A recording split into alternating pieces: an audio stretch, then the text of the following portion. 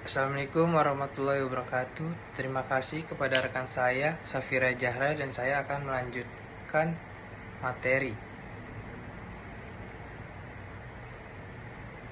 7 karakteristik riset pemasaran yang baik. 1. Metode ilmiah.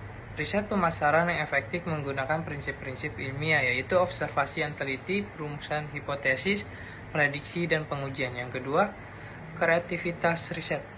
Dalam wujud terbaiknya, riset pemasaran mengembangkan cara inovatif untuk menyelesaikan masalah perusahaan pakaian dan memproduksi pakaian remaja, memberikan kamera video kepada beberapa pemuda, lalu menggunakan video itu untuk kelompok fokus yang diadakan di restoran dan di tempat-tempat lain yang sering dikunjungi remaja.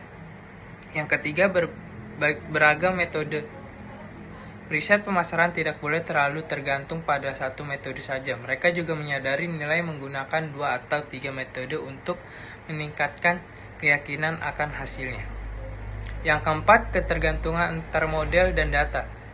Riset pemasaran menyadari bahwa data diterjemahkan dari model yang mendasari dan memandu jenis informasi yang dicari.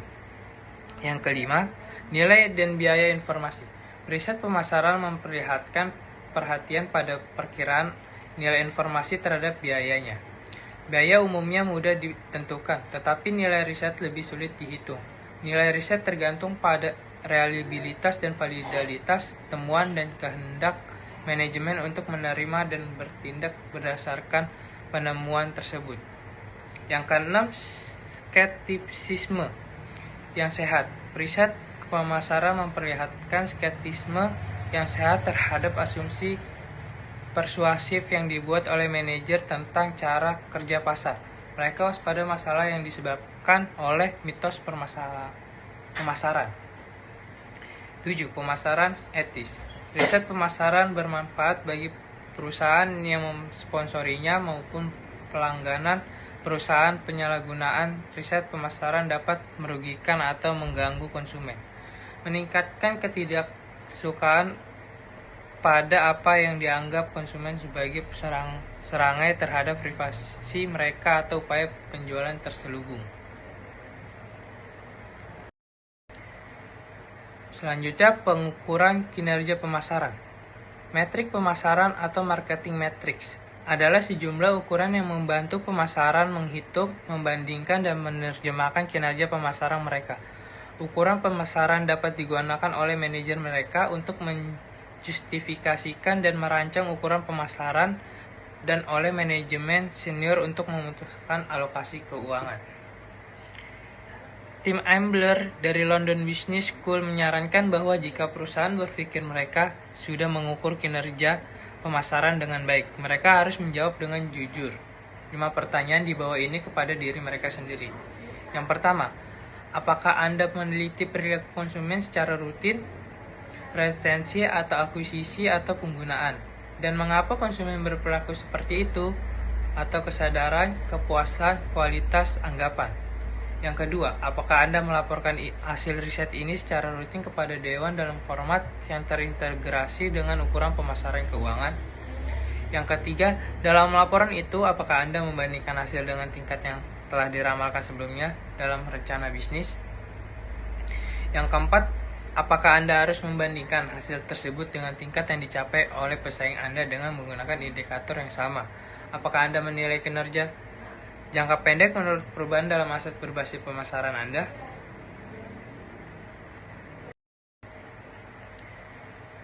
Selanjutnya, pengukuran kinerja pemasaran.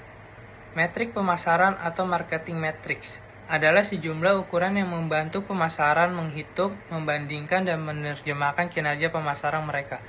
Ukuran pemasaran dapat digunakan oleh manajer mereka untuk menjustifikasikan dan merancang ukuran pemasaran dan oleh manajemen senior untuk memutuskan alokasi keuangan. Tim Ambler dari London Business School menyarankan bahwa jika perusahaan berpikir mereka sudah mengukur kinerja pemasaran dengan baik, mereka harus menjawab dengan jujur 5 pertanyaan di bawah ini kepada diri mereka sendiri. Yang pertama, apakah Anda meneliti perilaku konsumen secara rutin, retensi atau akuisisi atau penggunaan, Dan mengapa konsumen berperilaku seperti itu? Atau kesadaran, kepuasan, kualitas, anggapan. Yang kedua, apakah Anda melaporkan hasil riset ini secara rutin kepada Dewan dalam format yang terintegrasi dengan ukuran pemasaran keuangan? Yang ketiga, dalam laporan itu, apakah Anda membandingkan hasil dengan tingkat yang telah diramalkan sebelumnya dalam rencana bisnis? Yang keempat, apakah Anda harus membandingkan hasil tersebut dengan tingkat yang dicapai oleh pesaing Anda dengan menggunakan indikator yang sama? Apakah Anda menilai kinerja jangka pendek menurut perubahan dalam aset berbasis pemasaran Anda?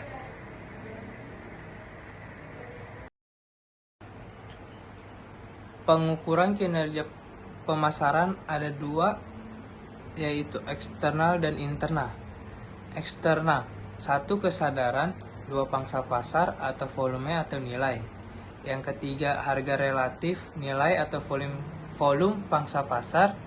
Yang keempat jumlah keluhan atau tingkat ketidakpuasan.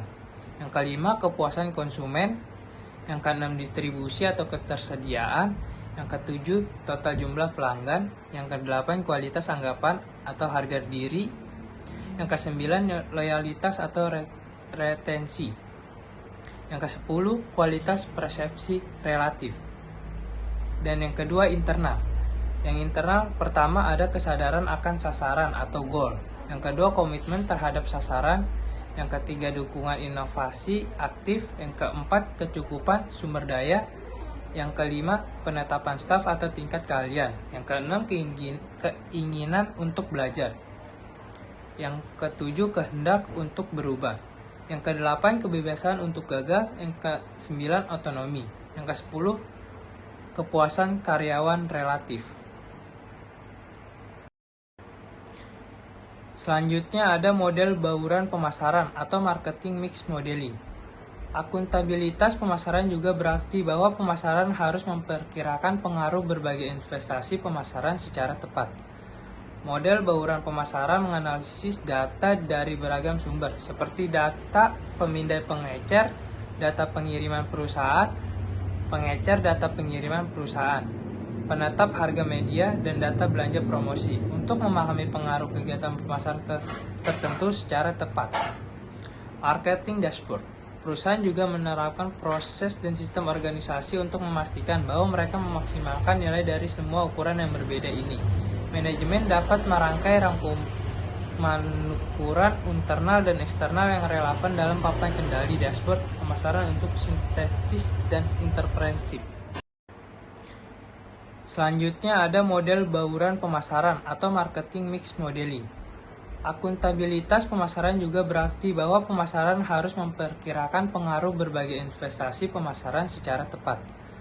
Model bauran pemasaran menganalisis data dari beragam sumber, seperti data pemindai pengecer, data pengiriman perusahaan, pengecer data pengiriman perusahaan, penetap harga media, dan data belanja promosi untuk memahami pengaruh kegiatan pemasaran tertentu secara tepat.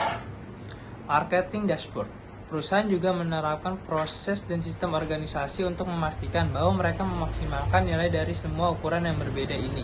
Manajemen dapat merangkai rangkuman ukuran internal dan eksternal yang relevan dalam papan kendali dashboard pemasaran untuk sintetis dan interpretasi. Selanjutnya terdapat dua elemen penting sebagai masukan, yakni pertama, kartu nilai kerja mencatat seberapa baik kinerja perusahaan selama bertahun-tahun berdasarkan ukuran berbasis pelanggan. Yang kedua, kartu nilai kinerja pelanggan pemangku kepentingan atau stakeholder melacak kepuasan berbagai konstituen yang mempunyai kepentingan kritis dan dampaknya bagi kinerja perusahaan, yaitu karyawan, pemasok, bank, distributor, pengecer, dan pemegang saham. Sekian presentasi dari saya. Jika ada kurangnya saya mohon maaf yang sebesar-besarnya. Semoga yang saya sampaikan berguna untuk diri saya sendiri dan banyak orang, khususnya yang ingin bertanya, dipersilakan. Sekian presentasi dari saya. Jika ada kurangnya saya mohon maaf yang sebesar-besarnya. Semoga yang saya sampaikan berguna untuk diri saya sendiri dan banyak orang, khususnya yang ingin bertanya, dipersilakan.